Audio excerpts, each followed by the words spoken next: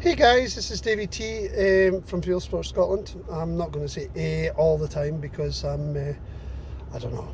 I'm out and about just now doing a bit of dens, checking trail cameras and stuff like that, just making sure everything's working as it should be. I just stopped for some lunch, so I thought I would give a bit of advice on syndicates. Yes, I've got syndicates renewing at the moment, so we've got a couple of places that I need to fill, but we'll sort that out. That's no big deal. Some of the harder places are already filled, so it's great. So since it's renewal time for me, I'm sure it'll be renewal time for a lot of you guys who are either thinking about taking on a syndicate or are on a syndicate and think about changing. Now, there's a lot of myths in regards to syndicates. Now, I work private forestry, so private forestry tends to be a little bit different, a little bit more controversial, because there is things that happen in private forestry that a lot of guys, a lot of stalkers don't really like the idea of. Now, first of all, transparency in regards to syndicates. You need a little bit of transparency from the syndicate owners or the syndicate managers. Now, I'm quite open, as many of you probably see on my Facebook or through Stalking directory or whatever. I'm quite open with my telephone number. If somebody is interested in a syndicate, or they're interested in asking me questions, as long as it's not hours upon hours upon hours of boring questions, that some of them are anyway, some of the more reasonable questions are still boring, but as long as you're not just asking stupid things like can I get help to drag a deer 100 yards, right? So if you can't drag deer, don't take a syndicate. Or if you don't have a quad bike, don't take a syndicate in regards to that. If you're not willing to walk or willing to actually do anything and you want somebody to do this for you, straight off, 100%, don't take a syndicate. Go on a guided stalk and let your ghillie do everything for you. Simple as that, 100%. Go an estate, they'll wine you, they'll dine you, they'll take you, they might cost a lot of money, but they'll make sure that you don't have to touch the deer. You just need to take the rifle, point it, shoot it. You've shot your deer, take a few photographs, and then that's the end of the day. So if that's the type of stalking you like, and you don't really want to be in the wilderness by yourself, then go for that type of stalking. I have no problem with it, I really don't, but you have to beware that when you're out there by yourself on a syndicate place, unaccompanied, that it is up to you to work out how to do your deer. It's up to you how to get your deer back. We offer extraction service at you'll lose the deer though, because we'll keep the deer for the price of the extraction service, because usually I have to go about 3 or 4 hours to get it.'t if you're willing to put the hard work in on your syndicate place, then to keep your deer, with us you get to keep your own deer, then a syndicate is for you. But if you want to be wined and dined and weighted hand and foot, nope, guided stalking's for you. So that's the difference between the two, and you shouldn't really kind of worry about differentiating between the two. You're the stalker in a syndicate, you're the ghillie in a syndicate, and you're the hospitality manager in the syndicate. When you go to estates, then depending how much you pay, you have a ghillie, you have a stalker, a guide, and you have your extraction and whatever. So if you want that experience, go to the estates, go for guided. If you don't mind hard work and a little bit of walking and shooting your own deer and having a bit of freedom, then syndicates are perfect for you. So that's first and foremost the most important part about it. Prices. Now, prices of a syndicate do vary. I get a lot of guys say to me, well, why are you selling this wood with 6 guys on it or 5 guys on it for £1,500 plus VAT per year, and you're selling this other wood that's only about 200 or 300 acres smaller for 600 plus VAT? Well, the reason for that is different owners of the properties. We deal with multiple owners. It's not the same owner who owns all of our forests. So different owners require different payments. So if you think about it, in regards to what we do in our business model, we have to purchase the shooting rights before we can put out syndicates. So when we purchase the shooting rights for that year or for 10 years or whatever, we could be paying 20 grand for a property. Now, so if we pay 20 grand a property, not all of that gets filtered down to the syndicate members. Usually about a third of that is made by the syndicate members. Normally there's clauses where we have to take on other properties for the same owner, which those properties we don't syndicate out. So we're trying to offer the most affordable stalking we can for you on that specific property. We also look at, before we decide to syndicate a property out, we also look at the property itself. How many deer? Is there going to be replants? Is there going to be work in the forest? Is it going to be suitable for syndicate members? Is it going to be safe for syndicate members? There was a property we looked at last year that we decided we would shoot ourselves because the hills were like that. It wasn't safe there was very few backstops, there was anything like that. So if you were coming down on a deer, there was no backstop before it was coming to a road. So we decided that wouldn't be ideal for a syndicate. So we kept up for management ourselves. So we look at safety aspects and we look at all the things that we thought might be suitable for what is syndicate and what is commercial shooting. The other thing we look at as well is what type of management is going to be done on that wood over a shorter period of time. So for instance, if we're going to take on a wood where the owner is wanting all deer shot, we're not going to syndicate that wood out.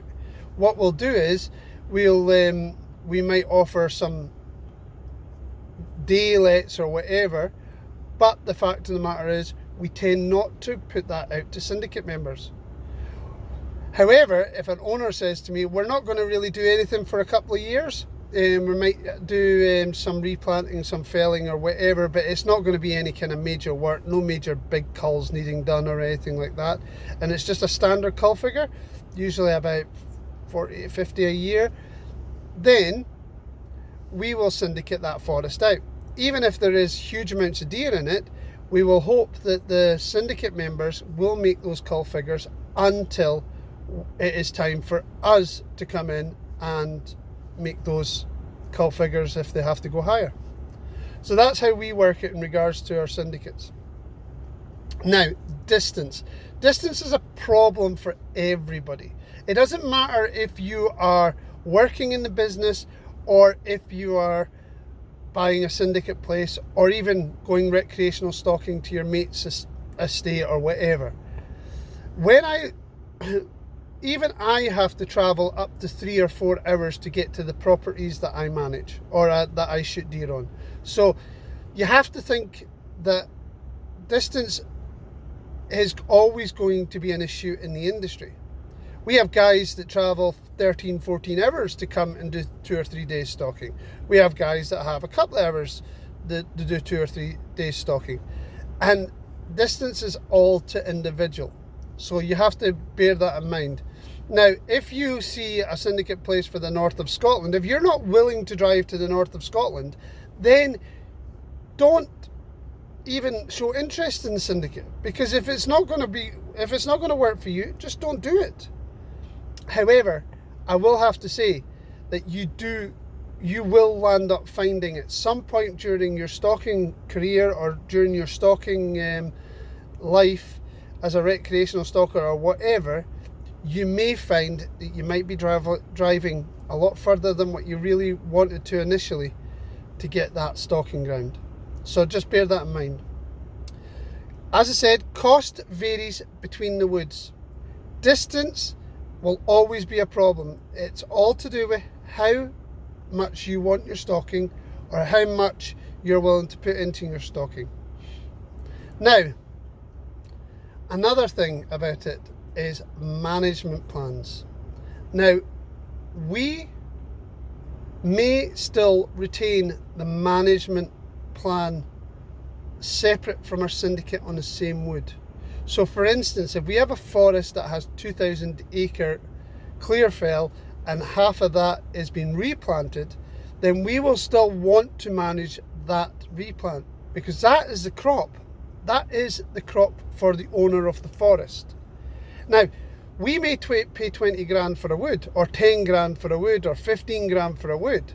Now, your accumulative costs between the 6 members might only reach 8-9 grand, even. Not even that. Some of the places, if you look at what I've got for prices, it doesn't really reach above £6,000.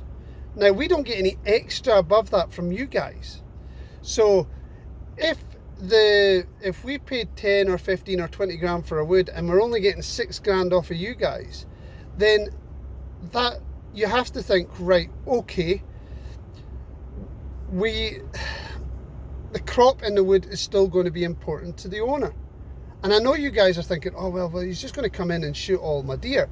No, it's not like that. What happens is we come in and manage those areas that need managed. Now, we don't expect syndicate members to shoot on clear fells if they feel it's too, or areas that they feel is too dangerous for them, or they can't get the deer out of.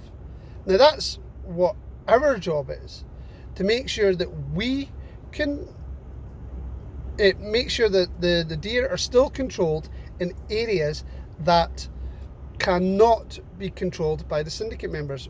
We don't expect our syndicates to make cull targets, or we don't expect our syndicates to hunt in areas that they don't feel comfortable with.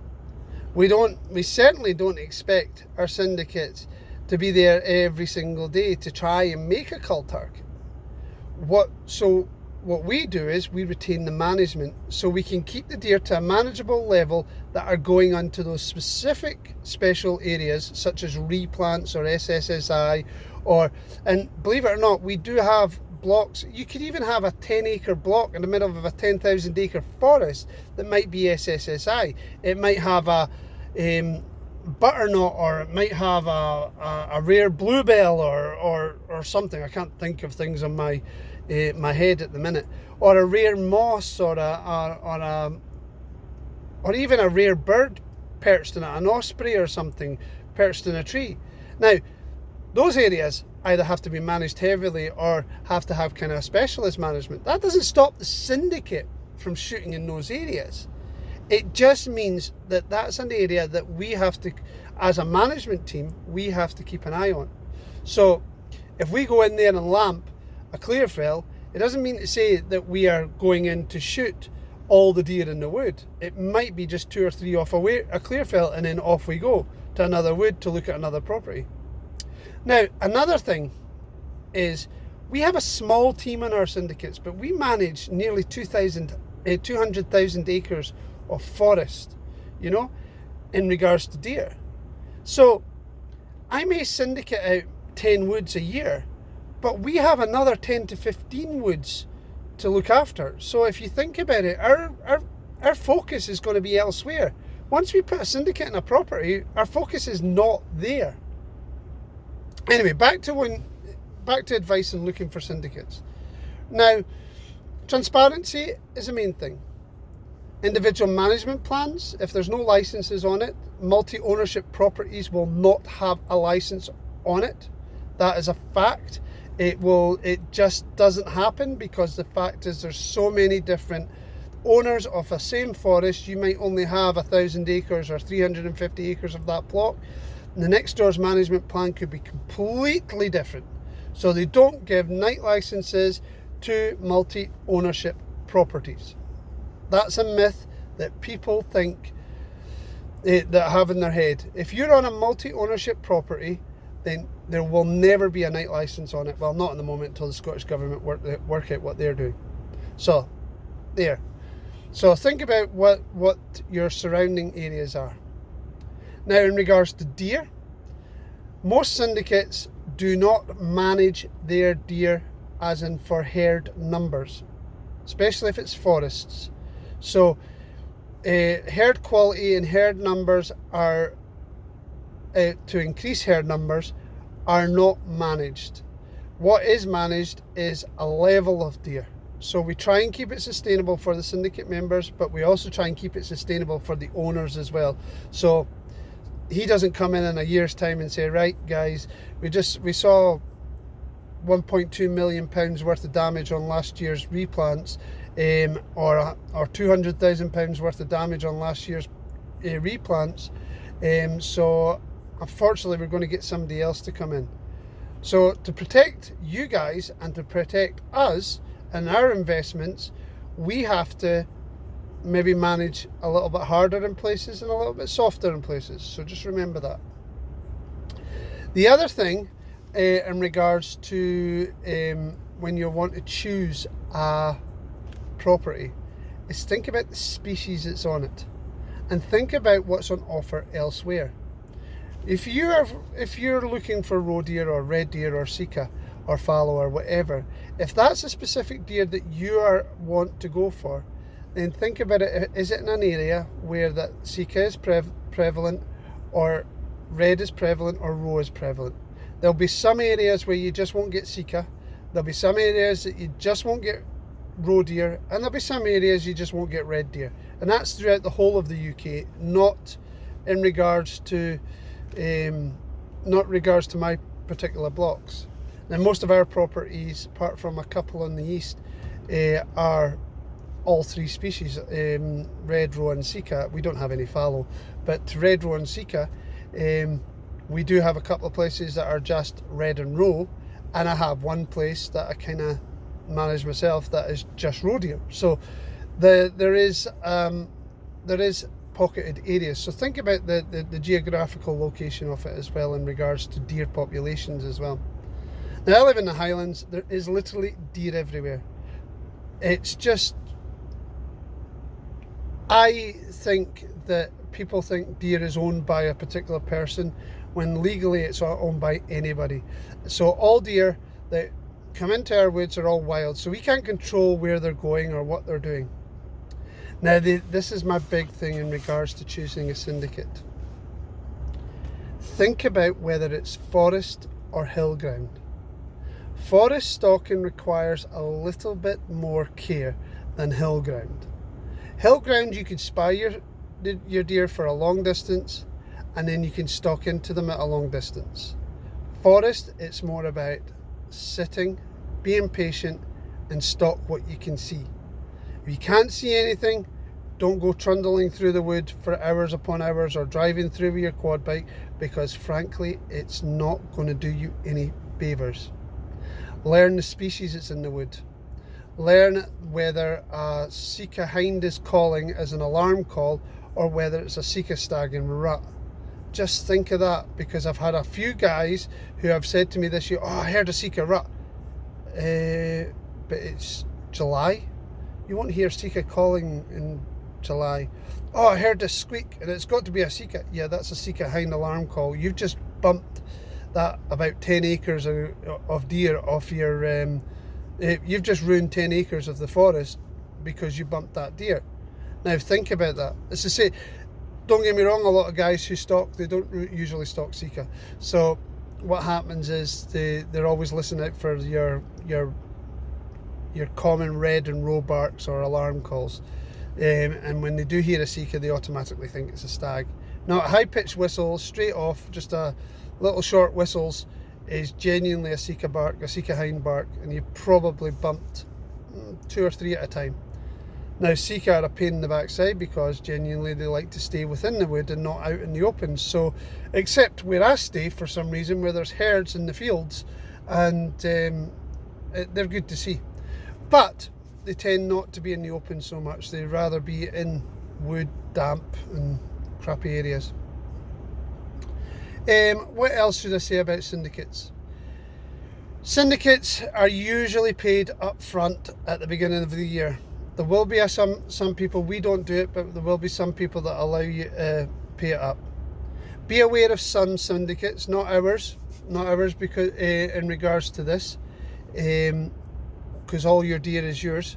Be aware that the syndicate you're on might allow more than one gun on the ground in one day. We don't. You book your day, it's your day. Simple as. Another thing, the deer on some syndicates, not ours again, is not owned by the syndicate member. It's kept by the syndicate manager. So you might be allowed to take 2 deer a year or 3 deer a year, but any more than that might have to go into the management larder. Now that's not something that we deal with, because we don't provide larders in our forests, because they're just so hard to maintain, and so we've got so many forests that can change from year to year. So we just don't put that kind of infrastructure in for the syndicate members. When you think about the regards to whether you get to keep the beast or not, look at the pricing structure as well, because if you think about it, if you are paying £1,000 for a stocking a year for a syndicate, or 1,500 for a syndicate, that's only 10 or 15 deer. So you could actually possibly make most syndicates, especially what we've got, make some of your money back. Okay, you're not going to get your travelling or your expenses like that back, but you will get possibly the price of the property back. So think about it in that way as well. What else can I say about syndicates? Oh yeah, other syndicates also, they might run into the double figures when it comes to how many people's on the place. Our biggest maximum amount of syndicates on one of our woods, even our biggest woods, is 6. We tend to run on 6 because it's easier to manage. It's easier to manage 6 guys running an online calendar, where it's very difficult if I had 20 guys. I try and get to know most of my guys by talking to them on the phone or whatever. I try and get to know them by name, and the ones that are regularly check in with me, I tend to be able to point them in the right direction as well. I know most of our woods. There's 1 or 2 that I don't know, but I know most of our woods. Also, listen to the advice of your syndicate manager. If you're struggling to get deer, talk it through with the syndicate manager. Don't go on Facebook or social media or whatever complaining that you've not got deer. It might actually be that you're doing something wrong, that you think because it works somewhere else, it might not work in this new piece of ground. So we tend to know where the rutting places are. We tend to know where most of the accumulation of deer is. We tend to know where the traffic's coming from, even a hole in the fence somewhere, or even a place that we know that they can come and go from easily, from hill ground or whatever. So we tend to know all the little bits and nooks and crannies where deer come from. If you're an adventurous stalker, you'll work that out for yourself. But we know a lot of guys do struggle when it comes into forestry stalking. Anyway, that's 23 minutes of your time wasted listening to me waffle on. I thought I would give you a little kind of heads up in regards to syndicate places and how they work.